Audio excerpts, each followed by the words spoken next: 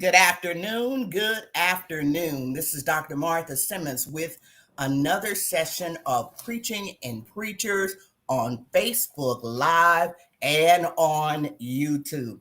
Come on in and let me know that you are out there for what I know is going to be an amazing broadcast today. Come on in and join me. Good morning to my people on the West Coast who get up early and watch the broadcast live. Shout out to the people in the Midwest and the people on the East Coast, and certainly can't forget the folk in the dirty South where I am. And when you come in, tag someone. Tag someone and let them know that they can jump on and watch now, or this will be up on my Facebook page for a couple of weeks, and it'll be up on YouTube, as they say, for forever. That's kind of the way we talk about YouTube now. It's just there. It's just there. I see people coming in. All right. All right. We are all set. Come on in. Come on in. Come on in. And let me know in the chat that you are out there where you're joining from. It is a sunny Monday in Atlanta, and I hope it is where you all are as well. And give people about another 30 or 40 seconds to come on in. Come on in. And I don't know if we'll have time, but if there is a questions that I see repeatedly that you all want to ask about marriage, go ahead and put it in the chat. And if I can get around to it, I will try to do that. Come on in and let me know that you all are out there. I see folk coming in slowly but surely. When you come in, tag someone. Tag someone and let them know they can get on right now and watch what I know is going to be an amazing broadcast. All right, come on in. Come on in. All right, all right. I'm going to go ahead and get started because I want to give my guest as much time as I possibly can. As always, I am praying for those who are sick, praying for those who are experiencing a season of bereavement. Want to especially shout out Reverend Dr. Willie Francois and the loss of his grandmother, praying for him and his family. And we're praying today for Washington, D.C. and Chicago. Pastor Moss and Monica were supposed to be with us today, but we know what's going on in Chicago, and Pastor Moss is deep in the middle of that. We are praying for Chicago and praying for all of the clergy who are involved. Just a quick announcement. Next Monday, the broadcast will be single and in ministry. So that means this year we've talked about divorce. We're doing marriage today. And then next Monday, we're doing single and in ministry. You want to join us for that broadcast. If you're watching on YouTube, please like, share, and subscribe. All right, let me get to my guest. Let me make sure, okay, let me make sure the chat feature is working. All right, there we go, there we go. All right, go ahead, and like I said, you can put your comments and questions in the chat. We want to hear from you on this important subject. Today, the subject is marriage. And we have some amazing couples with us today to talk about it. And we want to begin with Reverend Edward Branch and his wife, Lanell Branch, Mrs. Lanell Branch. Reverend Edward Branch is the pastor emeritus of the Third New Hope Baptist Church of Detroit, where he served for 42 years.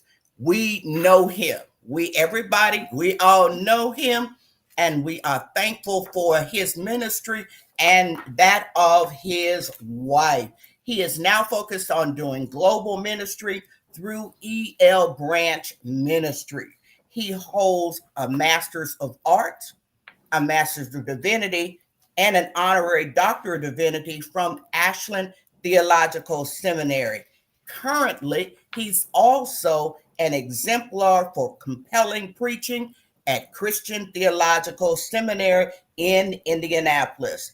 Mrs. Lanell Branch is an HR professional and a personal life coach.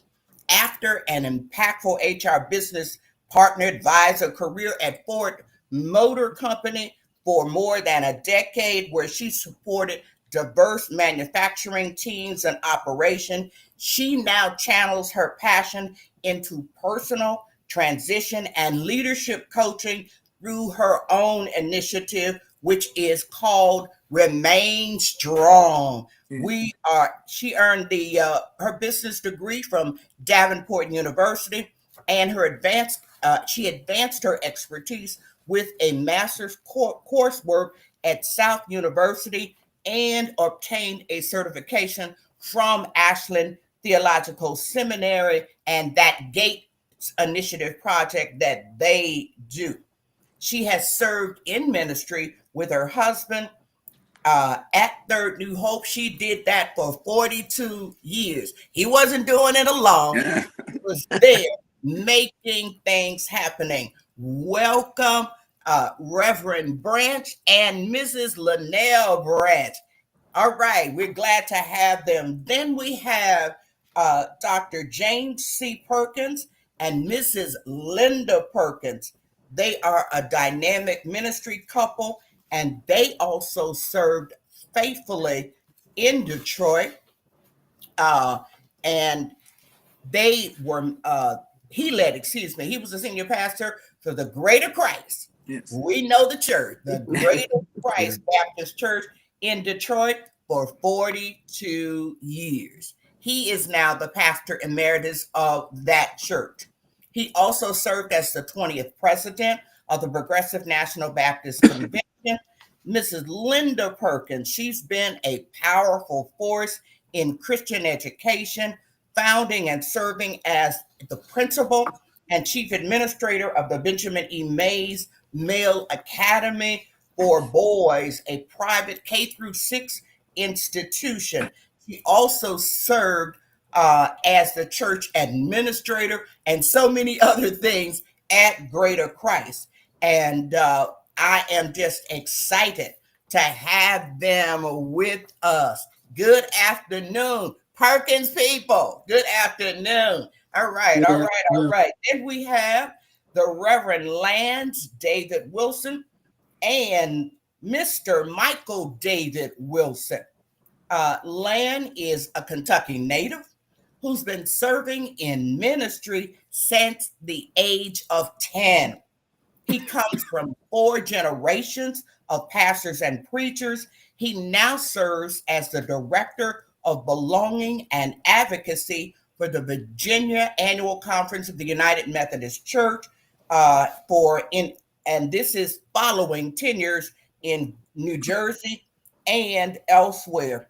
He not only is a minister and an educator, he's a trained coach and consultant, but most importantly, he is a proud dad.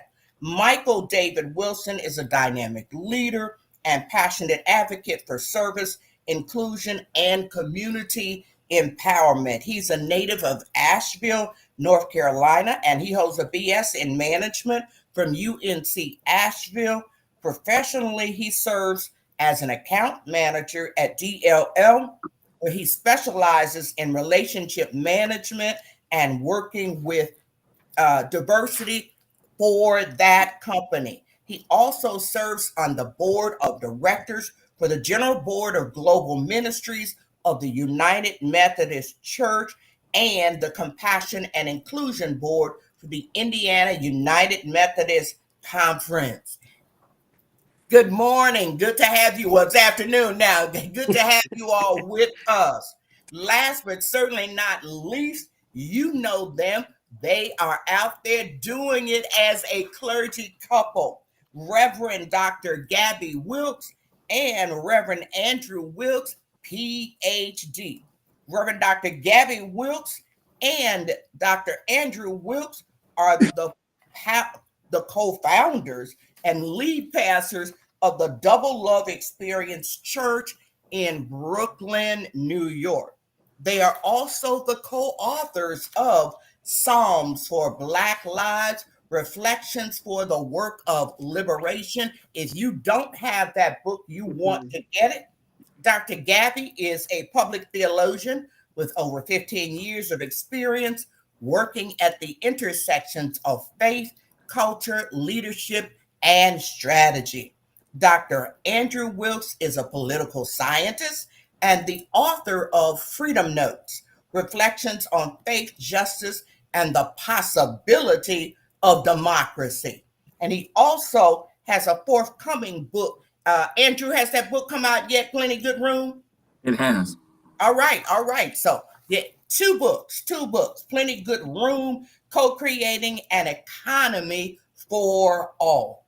Between them, their work has been featured in Forbes, Faith and Leadership Magazine, The Washington Post, Stanford Social Innovation Review, the New York Times, Essence Magazines, and more.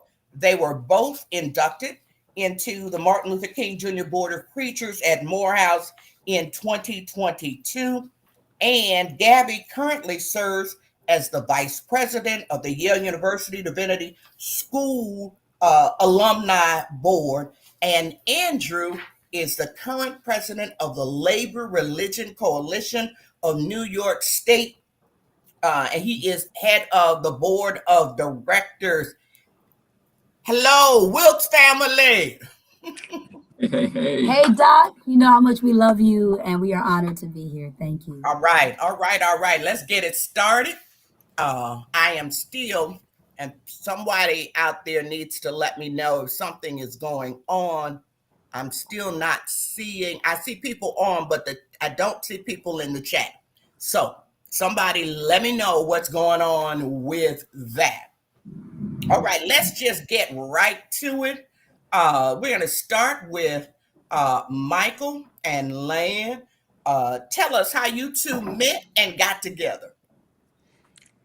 So I was serving in Greater New Jersey, and he was working for a software company in Philly. And in true millennial, post-millennial fashion, we met online. Both of us swiped the right direction on Bumble, chatted on FaceTime for a while, and finally met halfway between just before the pandemic started. We were blessed to at least meet face-to-face before lockdown started. Okay. All right. Reverend Branch and Mrs. Branch, how did you all meet? And tell us how you got together. I grew up in a little storefront church at 3642 West Roosevelt Road in Chicago. I know that place. Then we moved to 310 North Laramie, which was right across the street from where Lanell and her family lived. And they came and joined the church in 1969. And so I met her. I saw her for the first time and said, "I'm going to marry you." My goodness. And I did. Lanell, is that your version? Well, pretty much my version. Yes. Okay. That's my version. Okay. My mother said when the church moved in the community, if we didn't go to that church, we couldn't go no place else. So there it was. All right. Okay. All right. Dr. and Mrs. Perkins, tell us how you all met. Well, she was a member of my first church in West Virginia, and I would see her. She was a college student initially, and I would see her on Sundays, but for some reason on a certain particular Sunday, she struck me in a different way. And so her dad was chairman of the deacons, and so I thought I should tell him that I was interested in one of his daughters, and I invited her to dinner, and we hit it off, and went back to dinner, and we hit it off again, and we've been hitting it off ever since. Mrs. Perkins, is that your version of how you met? What's your version of how things happen? That's pretty pretty straight. I mean, there were some discussions with my family that my dad didn't say anything to me about it, but I went home to tell my mom that the pastor had asked me to go to dinner. And I was totally shocked, because I really didn't want to go to dinner with God.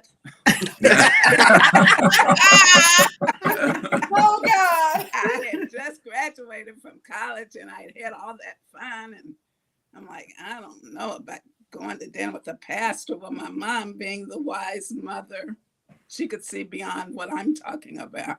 Mm-hmm. She said, just go to dinner. I mean, it's just have a steak. Just go to dinner. You'll probably like it.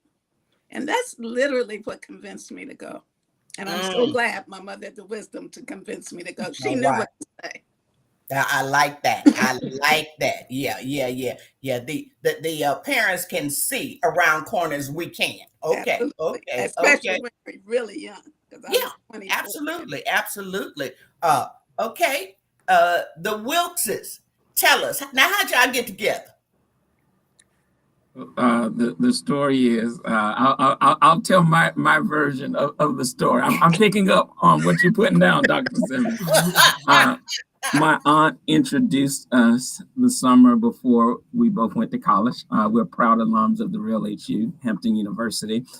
And in the fullness of time, we developed a friendship freshman year, and then sophomore year, spring semester, we started dating and have been together ever since.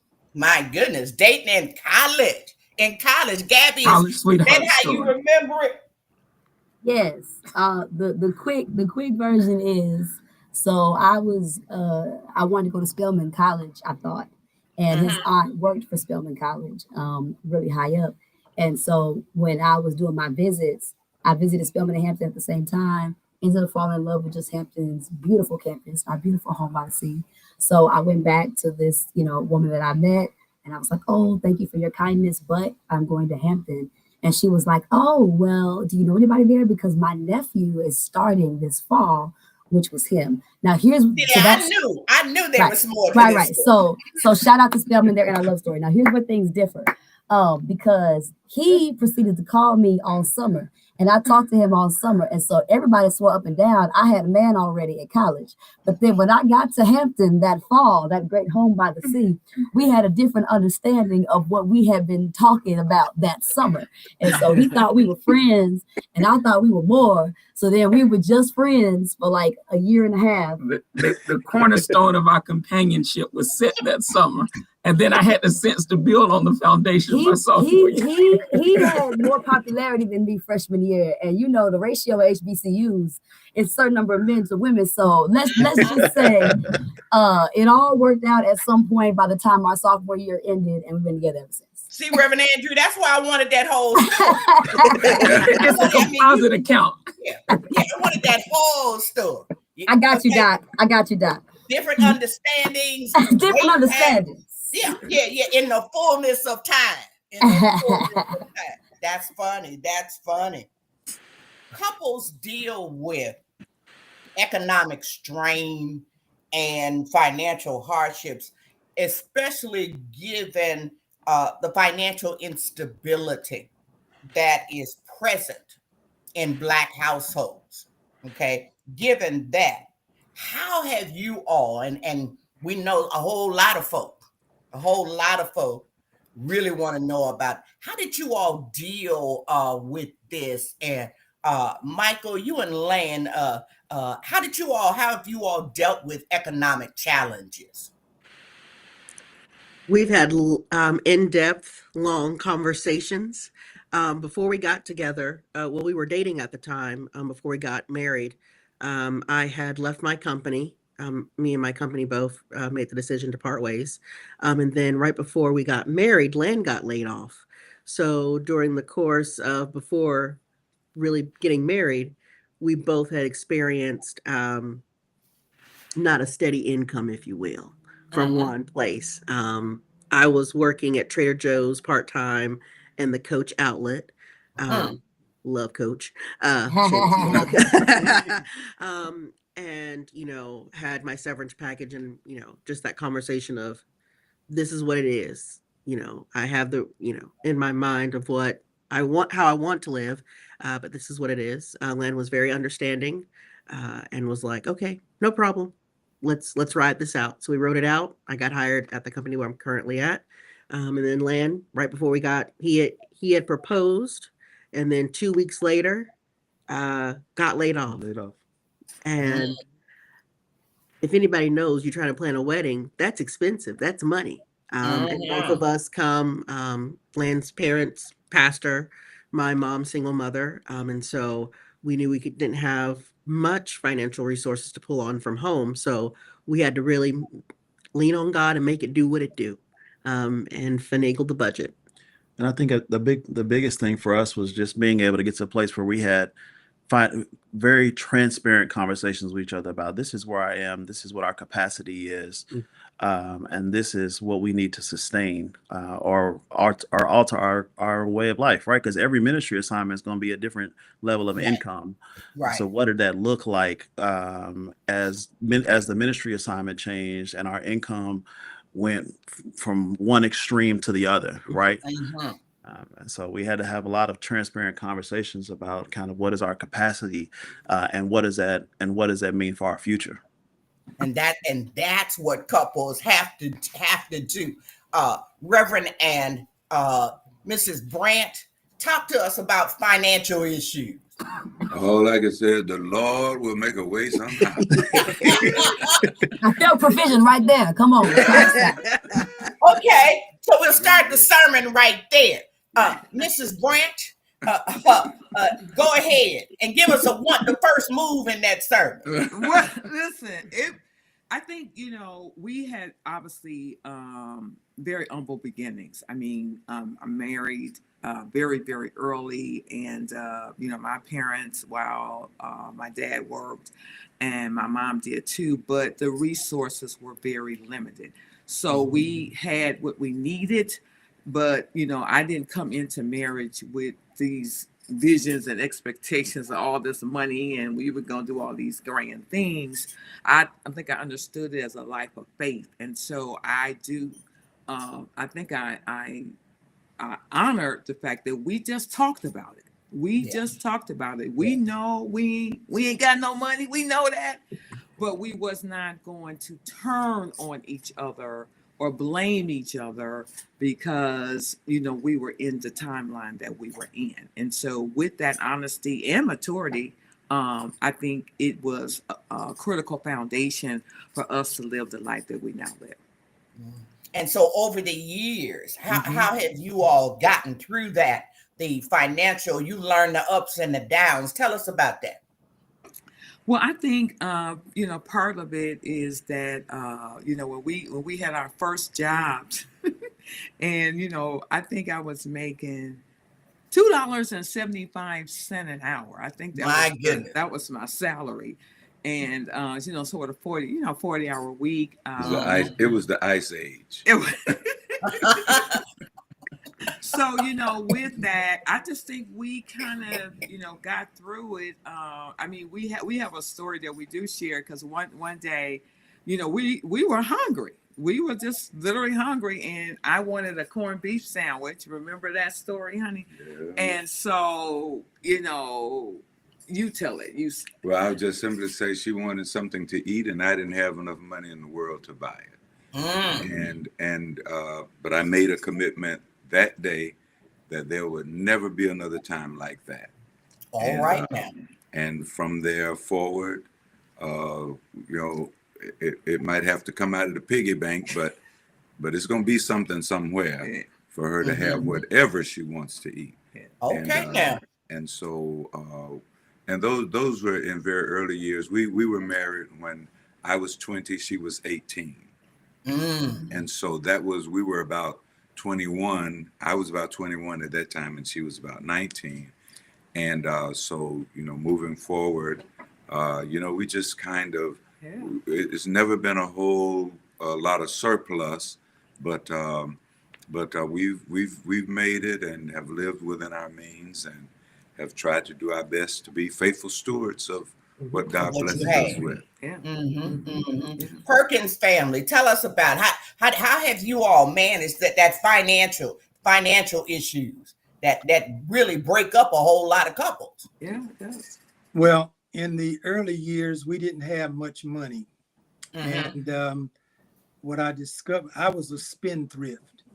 And what I discovered is Mrs. Perkins said, yes, you were. but I would buy her anything she wanted and couldn't necessarily afford it.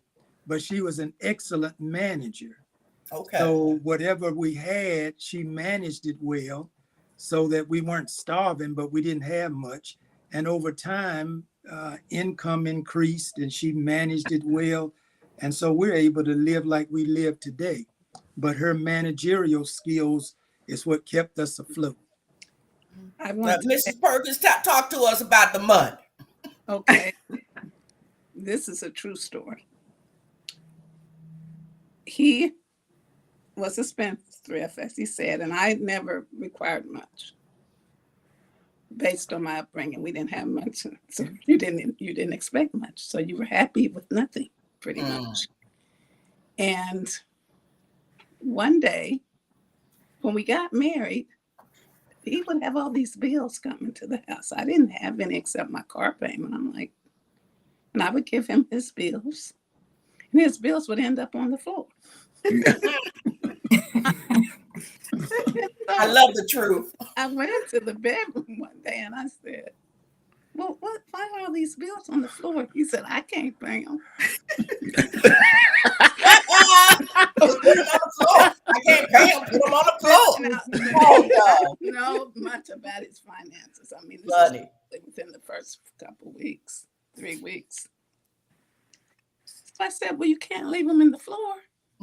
So I looked at him seriously and I said, if I pick these bills up off the floor, you will have to give me all your money to manage. Whoa. Okay, now. Yeah, I don't care. Here, I'll give it. But he didn't have much. He said, I'll give it to you. You can have it. You can manage. I don't want to deal with it. And literally, he kept his word. And to this day, he manages none of his money. Whoa. And I manage everything. And that's worked for us. Great. Sometimes there's one who can do it and the other one can't. So I think you have to keep that in mind. Yes, sure. My goodness.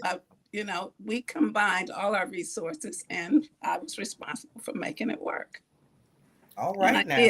I'm happen to be mathematical in my thinking, so that helps with bills. Okay. Because he said, look, I see him, just put him on the floor. Yeah. That's what I think about bills. Okay. Fred Sampson said, leave it in the mailbox. He did say that. He absolutely did say that. Yeah. Like that would get it paid. He did say that. The Wilkes family, talk to us. You know, you all are the young folk who are dealing with all these stresses and strains that are out here now in this economy. Talk to us how you all because you all been married over a decade. How have you handled that? Yeah, we marked 15 years of marriage 2 weeks ago. So thank God for that. Well, I think we figured out pretty early on that we were going to need to have some stability and income that wasn't connected to ministry. And that stability came from this man right here. He's made sure that we didn't have any issues financially. And none of that was because of money coming in from ministry. So he's built a whole additional career in public policy and I don't know if you want to speak about your why for that. I don't know his why. He knows his why. I just know I've been okay. All right now. Because he has done that. And so anything that comes from ministry is supplemental, but it is not what we built our life around financially. That's unusual. Okay, for a couple in ministry. And I will say, because we are a couple who founded a church, much of that is out of necessity. Y'all can fill in the blanks on that. Okay. Andrew, tell us about it. I'd say a couple of things. The first is that we got married in 2010, which was 2 years after the Great Recession that folks may Mhm. recall. So the first thing that comes to mind in finances in that period was just prayer, not only to connect with God, but prayer as a stress management technique and prayer as a social emotional health strategy. And so, because when you're looking at your money and your financial obligations, it can wear you out and wear you down. So Yep. that's the first thing I discovered. But the second thing that Gabby spoke about, um, the pastor who preached me into the faith license and ordained me, Reverend Dr. Aaron Parker, Yeah. he, for as long as I've known him, and still to this day, pastored at Zion Hill Baptist Church and taught at Morehouse. And so it kind of normalized for me that congregational ministry and ministry in the community, academy, marketplace, what have you, just kind of goes hand in hand. And so my paradigm is that we need to have a stable revenue stream so that we can be comfortable as possible doing the work of ministry and not dependent on a particular congregation, so that we can have the theological freedom to do what we feel God calling us to Come on, do. sir. That was All good. right now. Okay. Okay. And I think that's become more and more the case for younger couples in ministry. You know, the models change with the times. So we've talked about money. Let's talk about the other things that can really save or kill off a marriage, and that's communication. It's critically important for a marriage. Uh, Michael and Lance, what's the biggest communication mistakes that you all have made, and what helped you? What helped you communicate better? In other words, what did you learn about communicating better with your partner? I think one of the biggest things we talked about is being willing to be patient when the other person ain't ready to talk. Okay. Because sometimes we in the thick of it and there's a disagreement, and it's like Mhm. I'm ready to get into this now, and the other person's like, no, I'm not. I haven't really processed that. You just got here, and I need to process what's going on. And so rather Okay. than being reactionary, we could be responsive. And we said, let me give you time and space to process what I've already processed before I came in guns blazing, right? And so we can have a conversation with each other about how we're going to talk through this, and hear each other's perspectives. Because a lot of times we would get in each other's face, be like, I'm ready to talk," and the other one's like, "About what? Why are you mad? What you? I'm in there making dinner. Why are you mad? What's going on?" And so, how do we Michael, give were each you other the that about space? what person? I'm the person, I don't want to talk. Give me my Okay. time, give me my space. Because after a while, after I've been pressed, we're going to talk about it.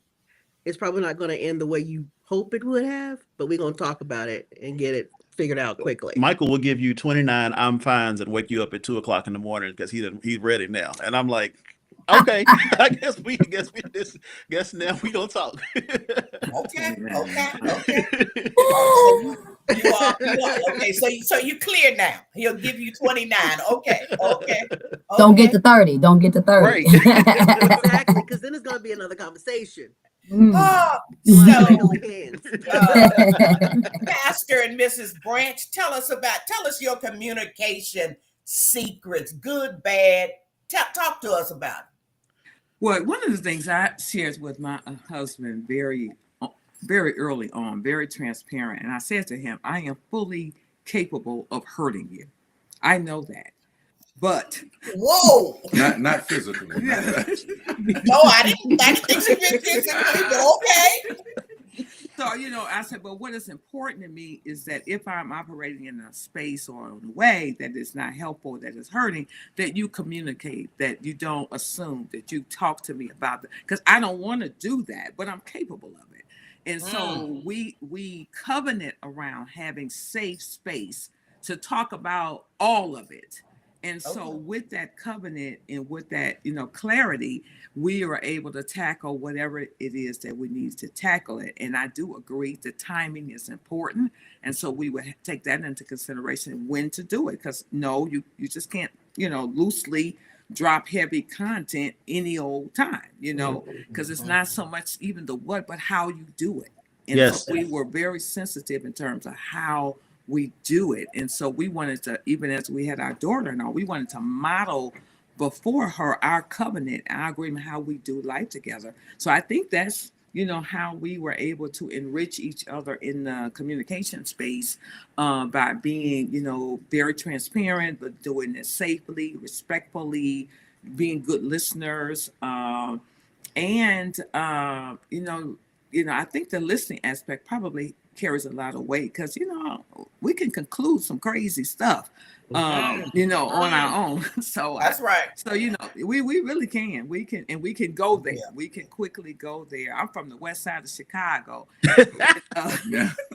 So I have a lot of the neighborhood, kind of hanging around me. Washington and Costner. Let me raise my hand, okay? Yeah. Yes. So, I can't hurt you. I can't hurt you. I don't want to. Okay. Chicago is rising up now. What's happening here?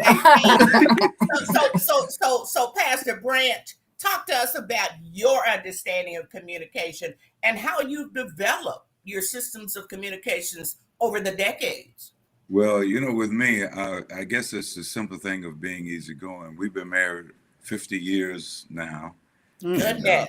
And so, so of course, it's a lot of assumptions that comes along with longevity, and but the other thing is that you can't challenge everything, and you can't jump to conclusions and all of that. You just have to ride along easily and trust your love and your respect and your honor for each other, and be sure that you're living it out, so that even in your communication, verbal and nonverbal, you are affirming the fact that you love and trust each other and that you honestly care what each other thinks and feels.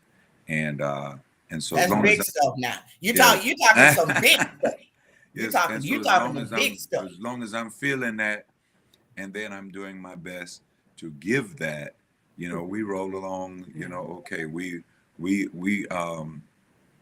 are sometimes looked at a little differently because we honestly can say that we've never had an argument. And part of that is because you make a commitment to not do that. That's not the way we're going to communicate. And so it had just been dumped, from our lifestyles. And so when a couple of times we tried to pretend like we were having an argument and we couldn't stop laughing. My goodness. And so, that's just the way it is. And like I said, a lot of the communication is nonverbal, but much of it, some of it is pretty verbal, and we do our best to honor each other, even in the way we talk to one another. Okay, that's a whole lot. So Dr. Perkins and Mrs. Perkins, tell us a bit about your communication over the years, because you all been married 40 some years. Tell us about it. 46 years, yes. Well, one thing I have learned is that two people can't make their point at the same time. And somebody has to be willing to listen. And most often, I think that's me. I try to be easygoing, and I instead of trying to solve every problem that she feels she has, that it is not she doesn't want me necessarily to solve the problem. She just wants me to listen to her and understand her point of view. And so basically I've tried to do that. And we may disagree here and there, but we don't have any really serious blowouts and arguments and so forth, Teddy Pendergrass said, it's no such thing as 50-50, it's 60-40, 70-30, It's all right, that's it, it slides. It goes her way, and sometimes it goes my way, but over the course of the years and working together, we just work it out, you know. So it's no really big deal. I mean, if I ever thought she was leaving me, I would go with her. I know that's right. I do know that's right. So you know, you get through it. And Mrs. Perkins, you do know he just go with you if you try to leave, right? Didn't know that.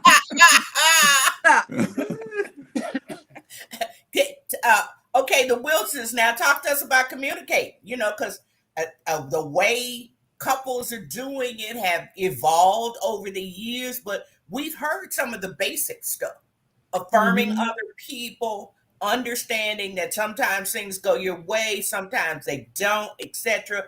Being good listeners. Tell us how you all done it.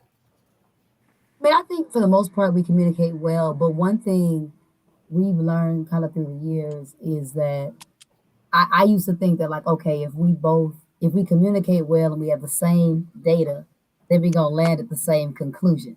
And and I've now learned that just because we have the same data don't mean we're gonna make the same decision. So you know, it's sometimes where I'll be like, I feel like you didn't hear what I said. And he's like, I did hear it, but I think this, you know. So leaving space for the fact, especially because for us, we chose to be co-pastors as opposed to pastor co-pastor.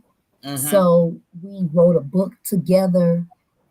We tag team preach together, and that's Pastor Moss's fault, because Pastor Moss is the one who asked us to tag team preach all those years ago for his marriage conference. And we said, Pastor Moss, we have never done it before. He said, well, you have now, because I need you to tag team preach at my dinner, you know. So while we are our own person, much of our pastoral ministry we've been very committed to pastoring equitably. And I want to tell you that is hard, because you got to stay in the conversation longer to get to decision points that both folks agree on versus getting to a decision point quickly. And I'm kind of the fast, like, let's just get it done. And recognize that if we truly are going to present things to the public that we both stand behind, it takes longer to communicate to get to that place of equal decision making. Okay, now that's really important, because you all and this takes me to my next question, because when you're a church couple, a church couple, adds a whole different layer of work. And I'm not saying that people in other industries don't have layers as well, but what has that meant for your marriage, Michael and Lan, just adding that whole church layer? You know, somebody said earlier they didn't know if they wanted to be married to a pastor. So what has that layer meant for you all, having to deal with that, having to deal with the gossip, taking the time away from your family for church stuff, all of that kind of thing, and in some instances, children. What does that church layer add? What does it add to a marriage? It adds a lot. We met, I was 24, and Lan is a little bit older than me, 12 years. And so he was already in ministry. I served in ministry, but becoming a spouse, culturally, we are United Methodist, but we attend a multicultural church. And so for some individuals, our culture, who are African American, they see me as the first gentleman or the spouse, and there's certain expectations that are placed that I myself said, one, I don't want to fulfill them, and then two, I don't want you to get your hopes up and I don't fulfill them. And so for us, we've been very supportive of each other in ministry, our ministry separately and then our ministry together. One thing that always tickles me is sometimes we've had other clergy couples, where the spouse is like, you don't go with him when you go preach. No, not often. Sometimes I do, but I also understand my role in ministry and my calling. And I appreciate him affirming that and also setting the boundaries with me. Like, you don't have to go. Stay Mm, at church. Go build community. Because a lot of his work, he doesn't pastor a church, but he helps oversee the 600, 800 churches that our denomination has. So we're not in one place. And mhm. so for me, he's like, build community, find people, find relationship. Um, and so, Yeah, I mean that was just the reality of it, that he's a leader in our church, and a leader in several ministry areas in the denomination, and I'm out preaching anywhere between 30 and 40 Sundays a year, and so he'd never have any connection to our home church, just tagging along with me all the time when he could be doing what he needs to be doing, serving in his own ministry role. And so there was a dynamic of being able to say, our marriage is our marriage, and this is how we're going to live this out, and not just live into the expectations of this other kind of thing, right? Because And that's everybody's, good to hear, because yeah, these churches, denominations, they have these expectations. yeah. Mrs. Perkins, that whole thing about, you're the one who's saying, I didn't know if I wanted to go out with a pastor. So what has that layer done to, in terms of marriage, in your estimation, as a church couple? Well, I think the main thing for us is that my husband has allowed me to Mhm. be me relative to First Lady. I could do as I pleased really with that, but our marriage, we had a very solid marriage. And one of the things I think was important in that our marriage was solid is that eventually it didn't matter what their expectations Okay. were. What they valued was the strength Okay. of the marriage and how they could come to us and separately or together and get advice, or we try to help them work on the issues that they had. And the fact that they really looked up to us uh, as a strong couple Mhm. in the church. And the little things didn't Okay. matter anymore in Mhm. terms of expectations of you as a wife or you as a first lady, etc. I just didn't feel Mhm. pressure from that Did at did all. you ever I feel the felt, pressure of being a first lady and having to address church gossip, and, the pastor being gone, well, all of that kind of thing? Because your husband has, been a grand revivalist for what, 40 or 50 years. So tell us a little something about some of that. Land just, I mean, yeah, excuse me, Michael just talked about land being, gone 30 Sundays, you know. of course you're going Mhm, to have that. I think that's in any church. There's going to be talk mhm. about something regarding the pastor, his family, his kids, whatever, looking for something. But I just never allowed it to Okay. affect me. I didn't Mhm. dwell in it. People never bring you the gossip unless you want to Okay hear it. now. And so a lot of it I didn't want to know. It wasn't brought to me because I wouldn't entertain it. And that's pretty much how I survived it. I think my husband and I and our daughters were in a space Mhm. together. It was it was unbreakable, that Okay. space. We were committed to each other as a family, as a couple, and nothing could come against us. I mean, as the wife, the mother, that was just my attitude. Okay. And I think our members ex- Mhm. dealt with that because I really knew things were being said, but I didn't Okay. care. All right now. All right. Okay. And I think that was known as well. Not because I said I Yeah. don't care, But they came it's to because know I you and your understood. personality. Okay. Okay. Yeah. And so they saw someone who cared That's about right. them Mhm. and who cared about her Mhm. family and who didn't care about the Okay. other All stuff. right. Okay.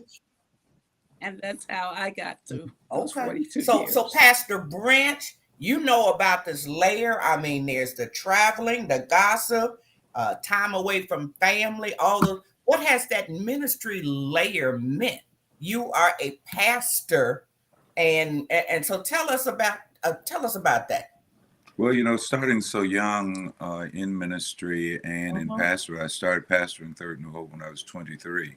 Whoa. And so it was just really like all I knew, and what ministry the Lord blessed us with in terms of traveling and the revival schedules and speaking engagements on top of pastoring and all of that. You know, we always made it work. You know, and we have one daughter, and my wife worked for most of those years, and so during the week, you know, she would be at work if I'm in revivals here or there, and when our daughter was a child, a baby, you know, my mother told me, she says, take her with you. She says, my daddy took me, you know, which my Whoa. grandfather as a Okay. preacher took her, and so I took my daughter with me on a number of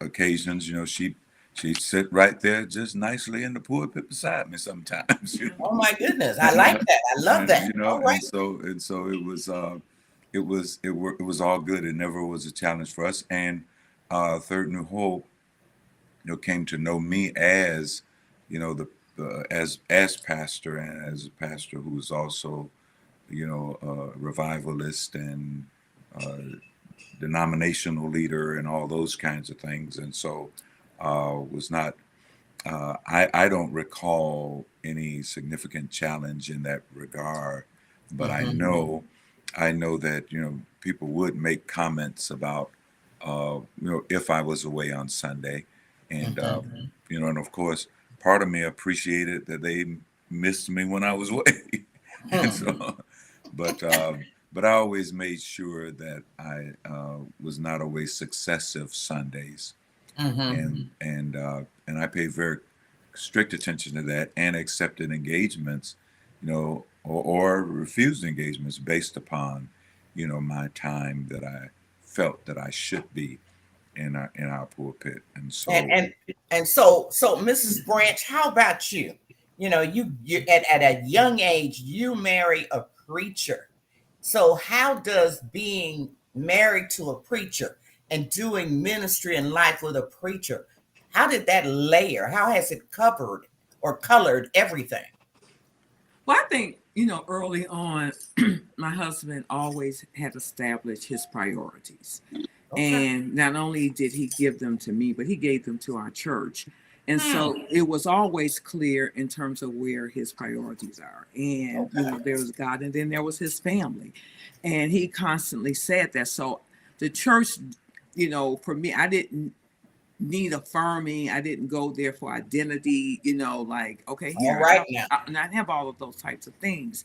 And it was important for me that he does what keeps him alive. And that's the preaching and the teaching and the going. So I never suffocated that type of thing for him, because when he would go and come back, he would be amazing. You know, he would just be an amazing guy. You know, it worked.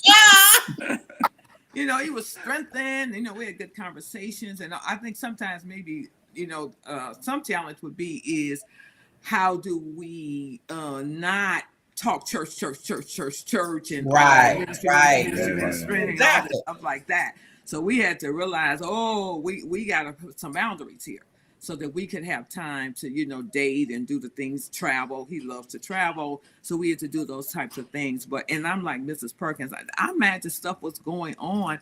But, you know, again, I'm from the west side of Chicago. So, you know, it's like, I didn't care. yeah, I didn't care like that. To me. It wasn't bothering me like that, you know. People would say, "Oh, you know, somebody like Pastor Branch." I said, "So do I." What you know, whatever, you know. So you know, I'm you know very. I was very good in my space in terms of who I was, and how Yeah. I showed up. And so Yeah, and I that's think that's that was, critical. That you yeah, didn't need the church for your I, affirmation. no, You were didn't need good. that. Didn't need that. You were Didn't need good. that. Let me get in just a couple more questions before we have to conclude. So, Michael and Lynn, roles in marriages have changed. Some say, others would say they're pretty much the same. What do you all think? I mean, is there one person who mainly does the cooking, the cleaning, the child rearing, and etc.? Ms. Perkins said, I manage all the money. Talk to us about roles, and any role that you've had difficulty adapting to in the marriage. I think for me, going into the marriage, it was easy to not slip into that because even though I grew up in a pastor's home, down south, missionary Baptist, my daddy did all the cooking and cleaning in our house. Because my mom had the job that she had to be at from 9 to 5 and was constantly on the road and things like that. So he did most of the picking up from school and dropping off from school, and he had dinner on the table every night at 5 o'clock. And she's still a girl's girl. You know what I mean? It was one of those things where they figured out what their roles in the home were because it worked for their marriage. And so that helped us coming into this, is because we realized we didn't have to play into whatever somebody said this needs to look like what this is or what that is. We just needed to be us and figure out what was going to help us support each other. Yeah, I absolutely hear you. Gabby and Andrew, talk to us about roles. They say the women supposed to raise the kids, clean the house, do the cooking, etc. Does that change? Or talk to us about roles. Andrew? Happy to lean in there. I pride myself on my capacity to clean dishes and to take care of some of the things around the house. All of the things not always taken care of, but I try to get on a regular pace and schedule. Thank you for the laughter. It's affirming. I appreciate it. Yes, indeed. Yes. Talk that talk, Andrew. Yes. Yeah, but also the last thing I'll say there. I think we really try to have a rolling division of labor for what makes sense for us at the time, rather than having things that are fixed. So depending on schedule, capacity, energy levels, areas of priority, and then we have that kind of be our rhythm. Yeah. And I will also say, I just have to shout out my in-laws, because people meet Andrew and they're like, where did you meet this man? His parents and his father, may he rest in forever peace. His father passed in December, but his parents were married for 45 years and they were medical doctors, both of them ophthalmologists, opened a very successful practice together in Atlanta, Georgia, which they ran for 30 years and had 2 sons, my husband and his brother. And so I am very clear that I married a man who already was raised in the household where roles and duties were shared. And in many ways, that we're co-pastors, but they were co-doctors, if you will, And so I just want to say that I think when it comes to division of labor, you have to know who you married, and you have to find the rhythm of roles that works. We were able to divvy up how we move through the world because of the ways that the people we already were before we met each other. Okay. So Dr. Perkins, talk to us about these roles. You've seen the roles shift. And Doc, may I say one thing in the spirit of roles? He's got to jump. I'm staying. But do you want to just give a hello or goodbye? Bless you, Andrew. Look, man, I know you're doing 5 things. Thank you. I know you're keeping us living well, so I gotta excuse him. Love y'all. I'm still here. All right.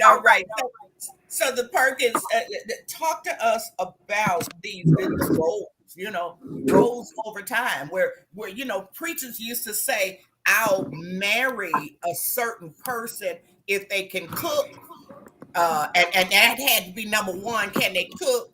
Some of them were looking for, can they do the piano? Can they play the piano? Can they, all those kinds of things? So Dr. Perkins, talk to us about roles in the household. Have your roles changed, or talk to us about that? well, both of us have traditional background. So when we first started out, she was cook every day. She did all the cleaning. She would rear the children. I didn't do much of that. But the thing is, I never insisted that she cook. So when she didn't feel like cooking, there was no big deal. I mean, we either go to a restaurant or send out and get food. Same thing for cleaning. We have a person that comes clean the house. What was more important to me is just us being together and laughing and talking. Okay. Mr. and Mrs. Branch, talk to us a bit about that role stuff. Well, I was raised in Who's a gonna wash house. the dishes? Who's gonna take care of the kids? Who's going to do the cooking? Well, I was raised in a house where you had to know how to do everything for yourself. You know, and, I like that. Yeah, and yeah, it was 13 of us. So Whoa. and I'm the 11th of 13. Okay. And so we had to wash the woodwork, and we had to mop, we had to clean, and so even to this day, you know, I do all my own things, my own clothes, and if I wash something, you know, and fold it and put it away, I do that for myself, and Lanell does that for herself. And I know, and a funny story is when I first got married. So you know, my idea was, oh my goodness, I got to get in here and I got to do the cooking. I got to get his clothes. I got to wash him. I got to iron, do all this stuff. And so, you know, I had his shirts. I said, let me iron his shirts. Well, he didn't need me to iron his shirts. Okay, because whatever I was doing that I felt was ironing did not meet the standard. That's fun. I released all of that mindset, and I'm not needed to do that in this relationship. And so let me take that burden off of myself. So so, once I discovered that our needs, inside of our marriage wasn't necessarily based upon some preconceived things I've had that I was thinking. So we discovered what we both needed. And of course, I just wasn't needed in that space. And I wasn't mad about it whatsoever. I know that's right. I'm not mad about it whatsoever. So, I just thought I would just jump that in because I like that. He was fully prepared to take care of himself in all of the ways that he needed to. A Renaissance man said we were raised to do it everything for ourselves. So I wash the dishes. Yeah. All right now. She does 99% of the cooking.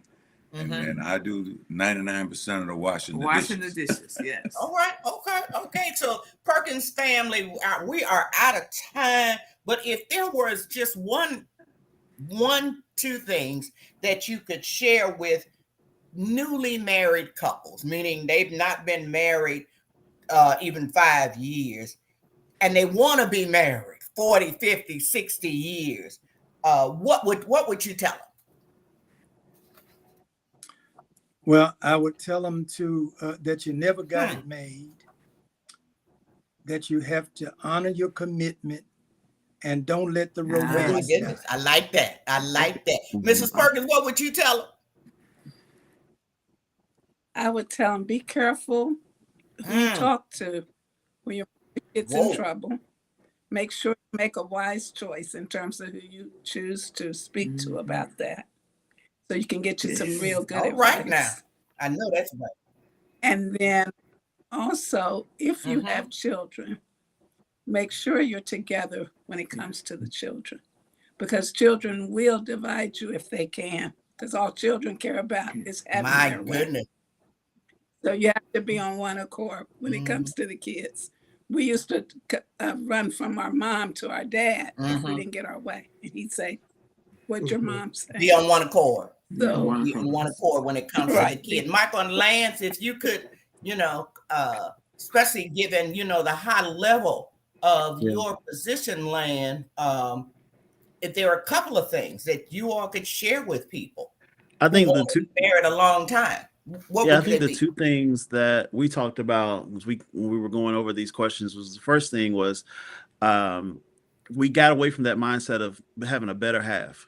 But being able to celebrate that he's a whole person and I'm a whole person, and your role is not just to be half of my ministry. You know what I'm saying? Whoa. That we can celebrate and support each other. And the other part of that was just having good boundaries in ministry to where I don't bring church mess home. Okay. That when I come home, we're at peace, we're in retreat together, and church stays at church. I understand that sometimes it pours into our home time, right, with meetings and emergencies and things like that. But I don't come home and tell him everything that went on in the trustee meeting because it's just not going to do either of us any good. But we have that boundary, and it's been very helpful. Okay. So, And if I can- Mrs. Brandt. Go ahead, Michael. Oh, I'm sorry. I just wanted to add, definitely, in those who are considering getting married or married, always remember, if you can, don't marry. Be intentional that you didn't marry a moment or an idea. Whoa. But definitely be definitely ensure that you married for the long haul, right? Not just the perfect date or this perfect idea of this person or what they could offer, right? What you could take away, but something for the long haul. Something for the long haul. Okay, Mr. and Mrs. Brandt, what advice? Give me a couple of things. Well, one of the things that we share often with couples is that times will get tough. There'll be some challenges, and just simply turn to each other and not on each other. I like so that it is important that you don't point a finger of blame and that you certainly don't dump, all of it on your spouse, that you make sure that you are turning to them and not on them. Okay. And I would add to that is, so just watch your words. Watch your words. Watch your words, because some words can hurt. So be very careful on what we say to one another. Yeah. And how you respond after hurtful words, if they are said, watch your response. Watch your response. All right, Pastor Gabby, you got the last word. Give us a couple of things. At the year mark.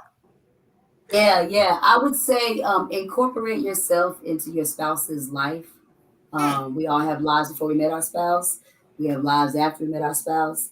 And I have found that it doesn't mean all of your friends have to be shared friends, but I think there should be some overlap in leisure. There should be some overlap even in career, because I find that when couples get so siloed that they don't know what's happening in the other person's life, it gives an escape where when that person is in that world, that's their world. And, the spouse is just a visitor of sorts. And I think that when you're doing life with someone, something that's important to you, that person should at least have access to, even if they're not always there. Yeah. So I think that's important. I think it's important. I think Mrs. Perkins said it. I think it's important to be intentional about who you surround yourself with. And so we live in New York City, which means a lot of our friends are not married. And a lot of people are like, what? Y'all don't hang with couples? And I'm like, no, we hang with the people that we connect with well.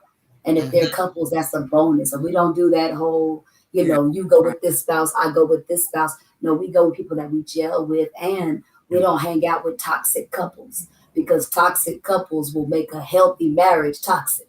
So, we don't just hang out with folks because they happen to be a couple and people think we should be in a relationship. We build friendship with those who we have shared values with, and we connect with, whether they're single, married, it's complicated, divorced, and every other box that people are checking. And so I think it's important not to just look for like these kind of boxes to put your relationships in, to surround your marriage, but really build your marriage out with folks that you connect with, that are invested in you staying married and invested in your well-being and your livelihood. All right. I am just, we went, you all let me go a few minutes over time, and I am just so grateful. And this has just been amazing. It's been amazing. And I know that people are going to be playing this back again and again and again, especially since it's going to be on YouTube. Thank you for those who are out there for hitting my Cash App as an independent scholar. I appreciate that. Next Monday, single and in ministry will be the topic of discussion. If you are watching this broadcast on YouTube, please like, share, and subscribe. And what do I always say? If you're watching it on Facebook, share the video. Yeah. It won't cost you anything. And you know that what happened today will help someone. God bless you to all of our couples. I appreciate all of you so much for the ministry that you have done and that you are doing. God bless. I'll see everybody next Monday if the Lord says the same. Take care, everybody. Take care. Thank Thank you, you, Dr. Dr. Simmons. Thank Simmons. you, Have a Right. great day, Dr. everybody. Simmons. Blessings.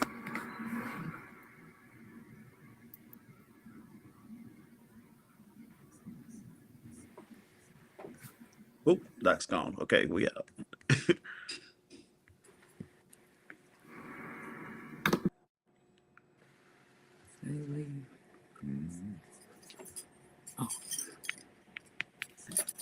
You get to leave with me.